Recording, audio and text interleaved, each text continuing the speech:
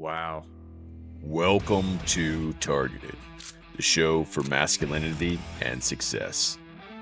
And I'm your host, Atlas Aultman, former military commander turned best-selling author, now bringing you a podcast that you can use. We're sharing stories from highly successful men so that you can figure it out for yourself. Welcome. This is Targeted. When do you think manhood actually occurred for you? And I'll start with you, Lathon. People always say, like, it comes a time in a boy's life where he like challenges his dad, right? Yeah. Like that moment was manhood for me, because I remember that exact moment. You challenged your dad? I challenged him one time. Wow. And it's a hard topic to talk about because it was such a traumatic experience. Like, he didn't hurt me or nothing like that, but I'll just go into it.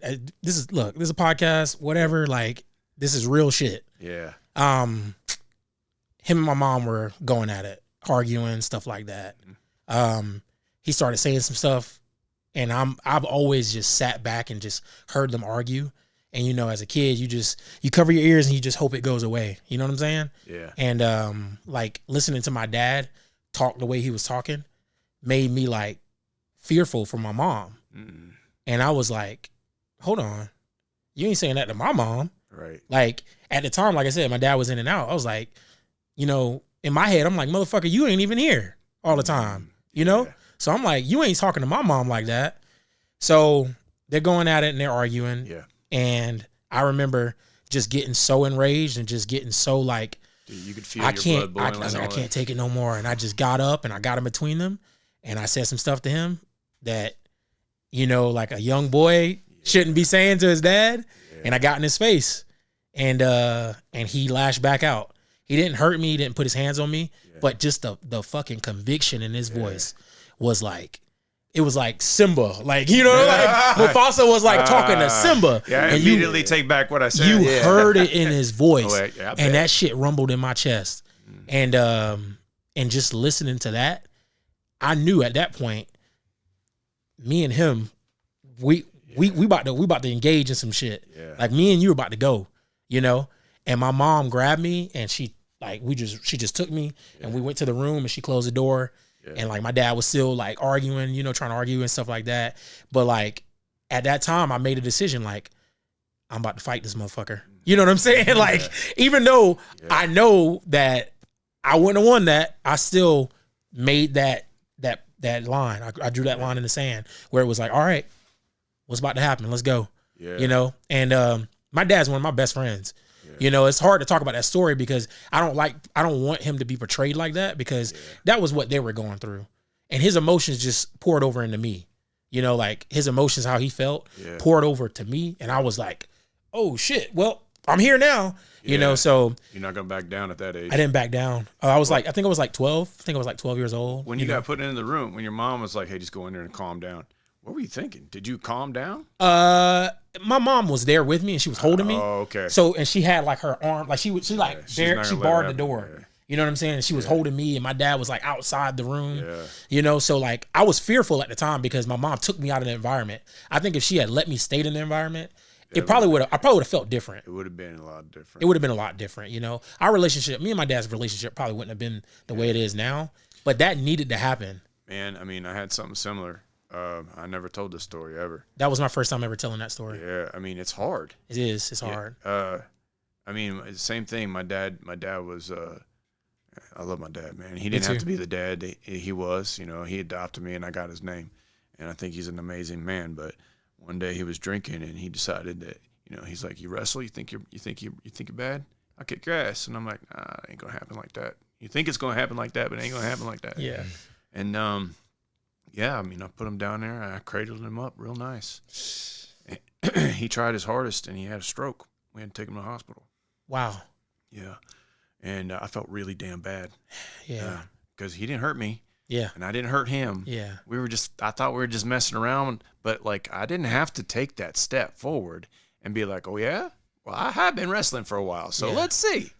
I mean, I felt like maybe I could be in that realm, but then afterwards I was like, he's going to beat my ass when he comes back from the hospital. Yeah.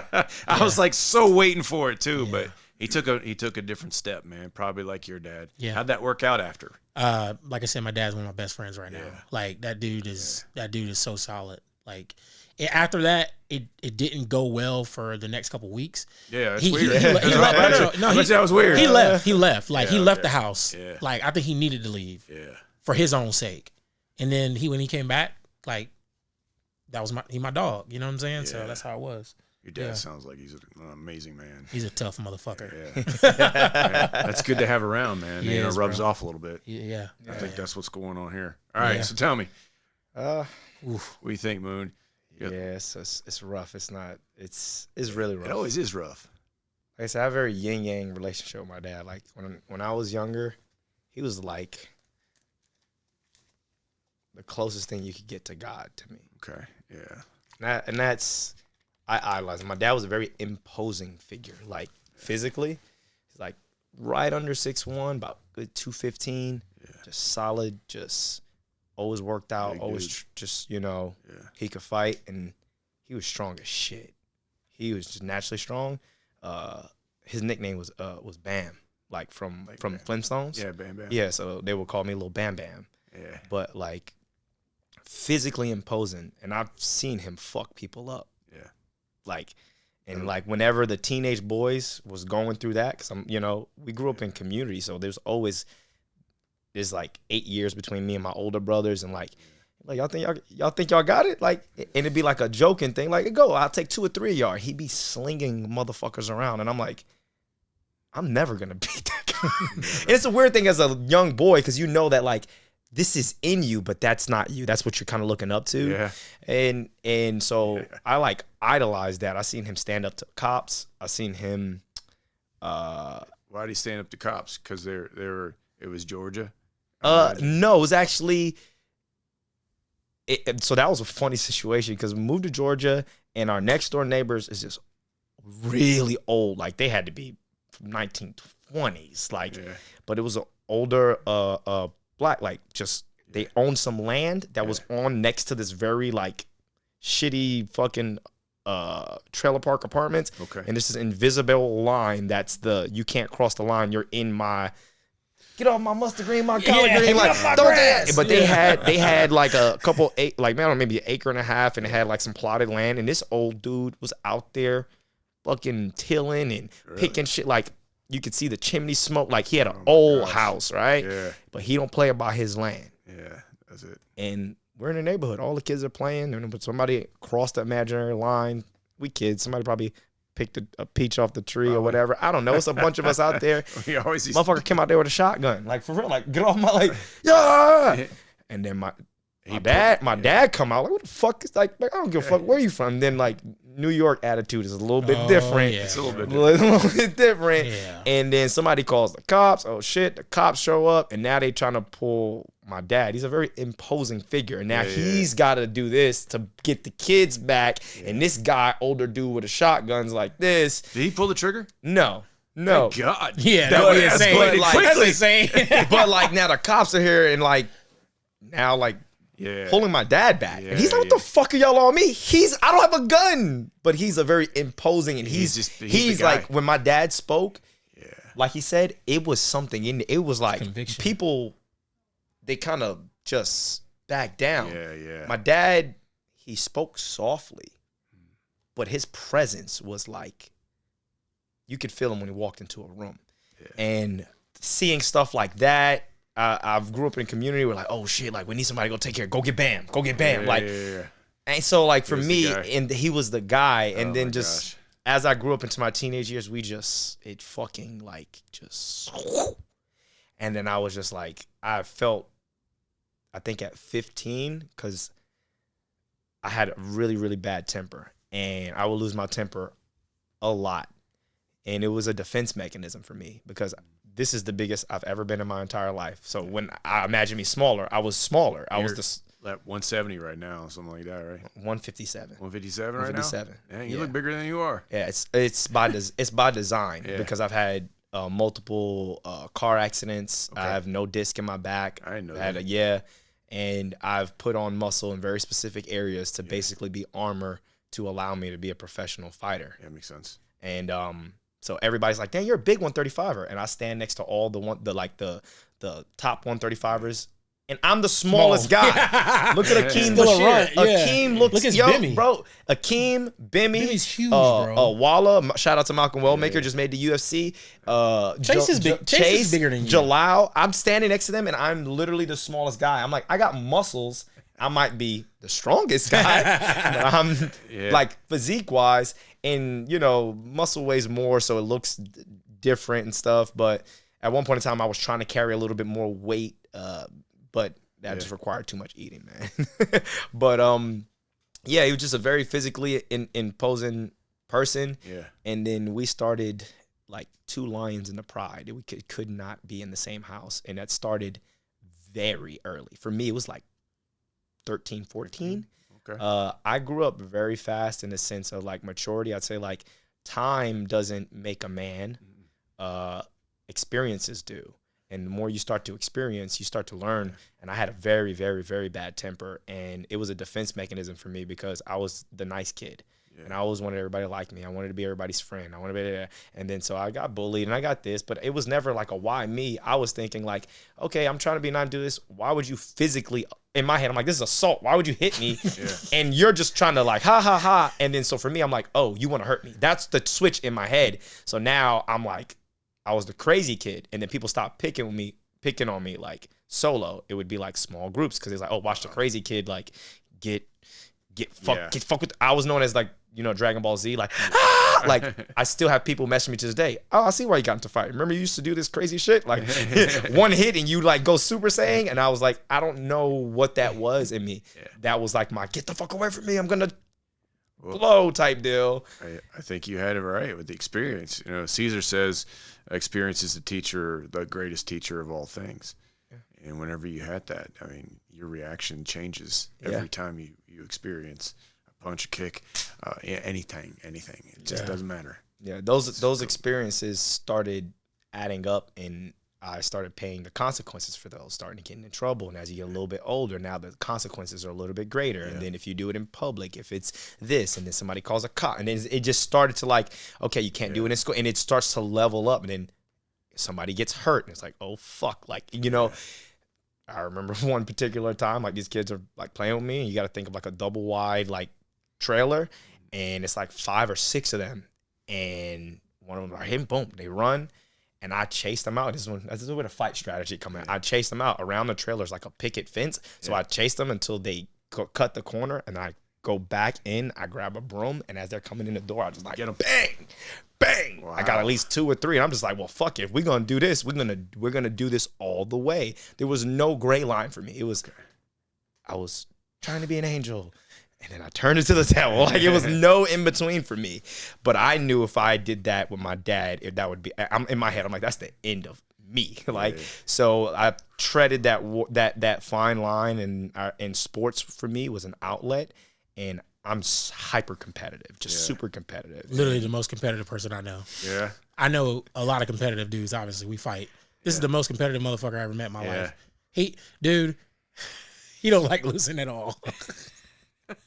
It's kind of like embarrassing how much he don't like losing. So every time people lose, man, that's just what happens.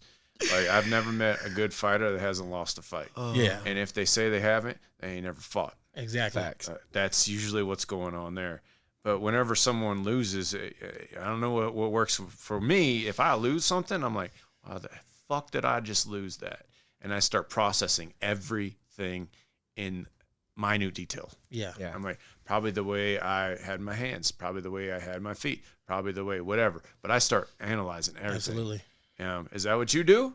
Whenever you go through it, it's not a loss because you're not stopping. It's when you stop, that's when you really lose. I agree with that. How you described it is like what I think times 1,000. Mm-hmm. I'm not exaggerating. Yeah. Like, it's like a spider web of thoughts of every last thing you could have done. Yeah. But at the end, the only thing that matters is what you fucking did. Yeah, you can't change it. You can't change it. Only the future. The future is now. There is no future. I don't believe time exists. Yeah. I don't. What was yesterday? I'm asking you. What was yesterday? Memories. Memories. Yeah. What's tomorrow? It's Ain't even what I'm here. gonna do. It's not here.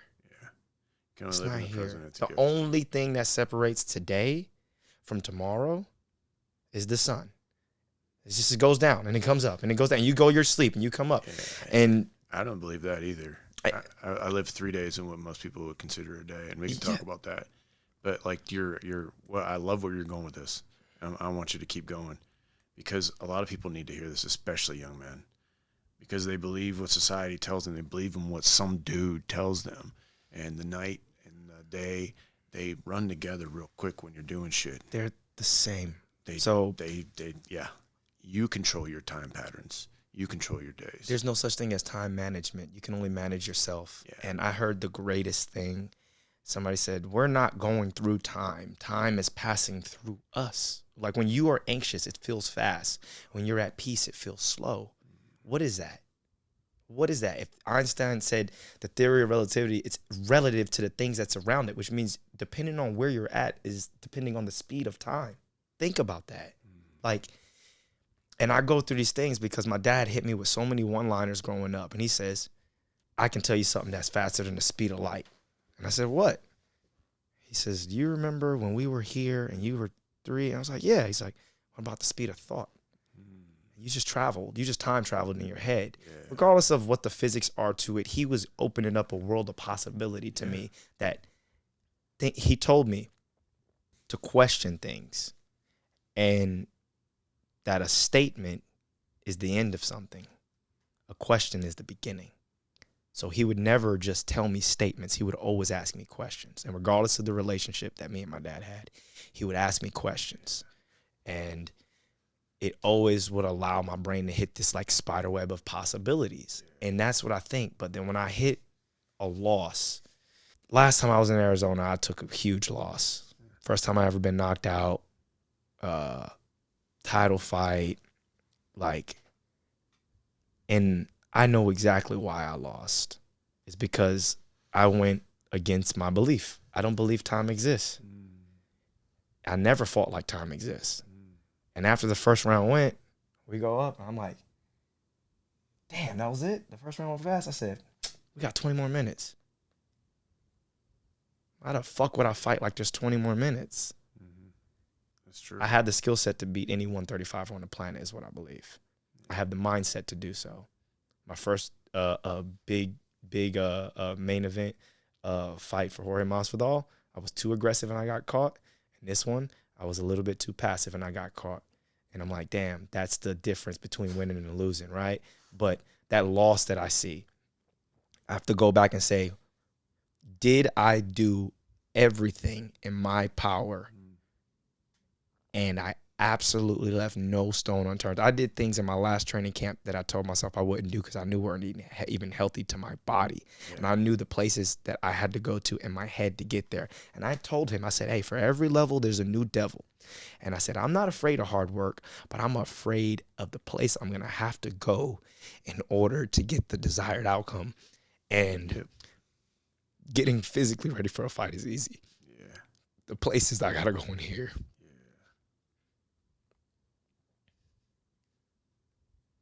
That's only he knows. Yeah. Well, it's good that you have a coach that knows, because a lot of coaches are not like that. There's a different relationship you guys have here. So I know when I've been talking to both of you, you guys are talking to each other, and that's a sign of a good team. And teams win. Individuals win and lose. So whenever you have a coach is going to blow you up on the things that you know probably shouldn't do, or things you should do better, or whatever, because you don't know what the next loss could be until you're thinking about it in the past, and faster than time travel. Yeah, in multiple different directions too. You know what I mean? It's an amazing thing. Is it a loss though, or is it just a setback? No, I don't even think it's a setback. Because the journey stops at a loss, and that's where the time exists. You get time from other people. I tell you how, like, we think. Like, this is how we think right here, right? Please. Everybody says it. You know, there are no losses, only lessons. But is it a lesson if you don't actually take what you fucking learned from that experience and apply it? Or is that a fucking loss? It's a fucking loss if you don't use it.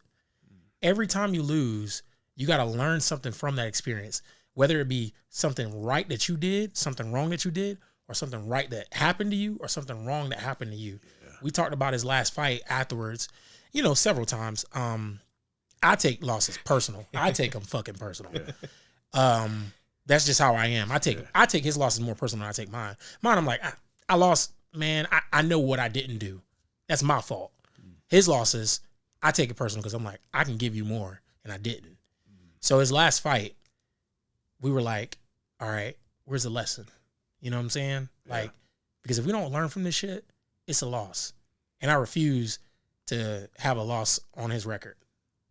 You know what I'm saying? Yeah. Like, even his first loss, we utilized it. We learned from it. Mm-hmm. That mistake would never happen again.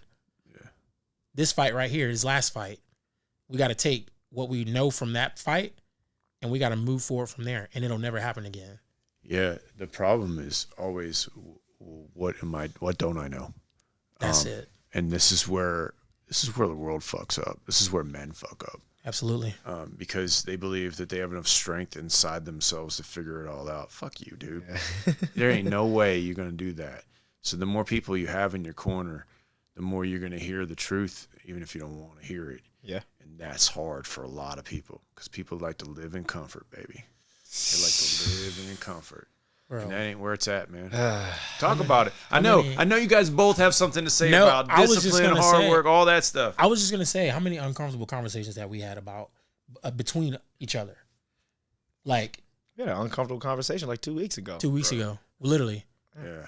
Like, happens all the time. Yeah. I told him, I said, who you are today is not who you were last week. Is not who you'll be in a week, right? Yeah, like, it's all circumstantial and how you look at your views on what you did. And I said, I would never knowingly want to disrespect you. I said, I don't know what the future holds. I might do something and unaware of it. Yeah. And I need you to tell me if I am doing it. Yeah. And then a week and a half later, he's like, hey, man.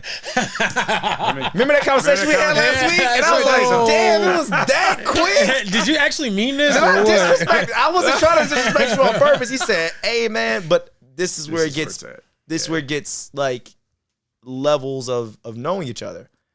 I wasn't knowingly disrespecting him, nothing like that. I had something and he saw it.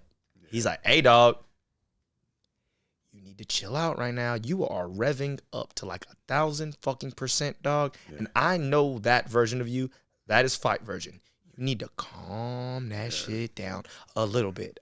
Because when I'm in fight mode, it's about execution. Now you talk about learning from this last lesson, right? Yeah. Is it only good if I learn this lesson and apply it to a cage fight? Or am I supposed to apply this lesson to my life? You got to. It's your whole life. So as soon as I go through the spider web of all the thoughts with it or whatever, what did I do, and I start to analyze how I can fix it in the fight world. And then something happens. And now I have to take fighting off the table. Yeah. Now there's this big empty spot. And people have this fear about emptiness. That's why I feel my theory is people choose to gear towards negative and pain because they would rather feel something than feel empty. Because empty now is all on you, right? Yeah. But here's the beautiful thing about being empty. You now get to choose what you fucking fill yourself up with. So now, whatever you want more discipline, you want more character, you want more strength, but you have to go do it. You can't say you want it because if you're truly empty, you know you're full of shit. If I keep saying I do online coaching, it's more health, nutrition, and like accountability coaching, but I help instill habits and discipline into people. People think I'm gonna get a meal plan. I'm like, if you don't know how to cook, you don't eat 3, 4, 5 times a day, you don't do this. I can give you a meal plan and you're going to fail. Yeah. You hired me so you can succeed. Yeah. So you be like, yo, man, I want to get in shape. I want to get in shape. Deep down inside, you want to get in shape. But I'm like, yo, you're full of shit. You don't want to do the work. You're empty. You're telling me these things. Yeah. Go show me, right? And like, as soon as that lesson happened, I hit a point. That fight happened in April. I had crazy shit happening in May. I had more crazy shit happening in June. And I had crazier shit happen in July. And I had told him, I said, man, my kryptonite is I'll train to death. Like, you have to, most people, you have to ask them to train. I will train my life away because I know there's a fight and ignore everything else. Yeah. He said, bro, why are you fucking training? Do you have a fight coming up? I'm like, no, but I need to be ready.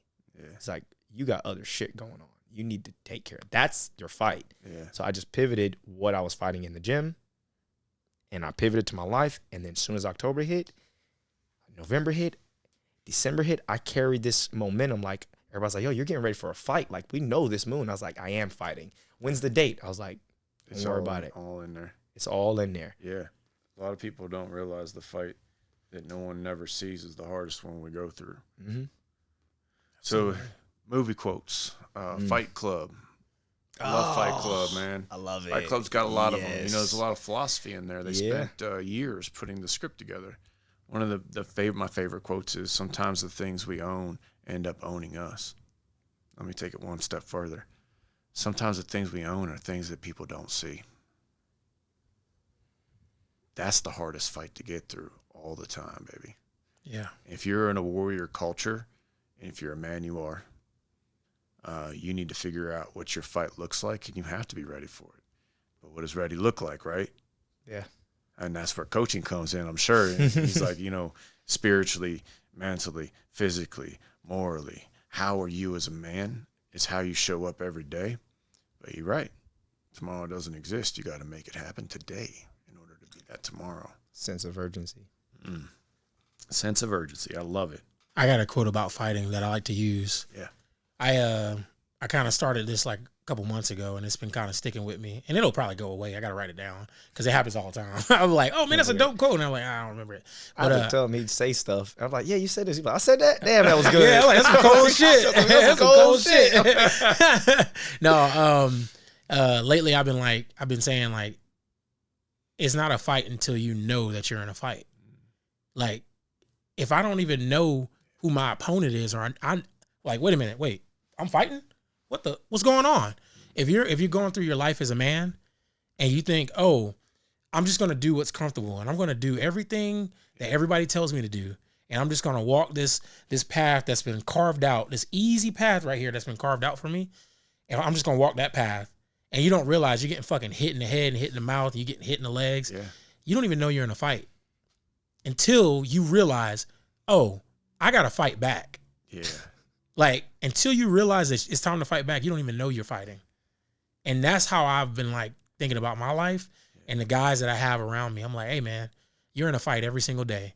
There are things trying to bring you down as a man. When did that hit you?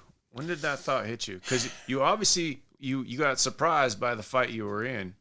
When was that? Honestly, it wasn't even me. I don't think about myself a lot. Honestly, it's kind of, people say, oh, man, you know, I really don't, honestly. I think about my friends.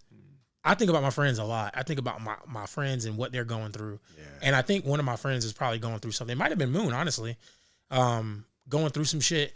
And I'm like, he don't even realize he in a fight. And I was like, oh, shit. You can't fight until you realize you're in a fight. Yeah, it's different, man. It is.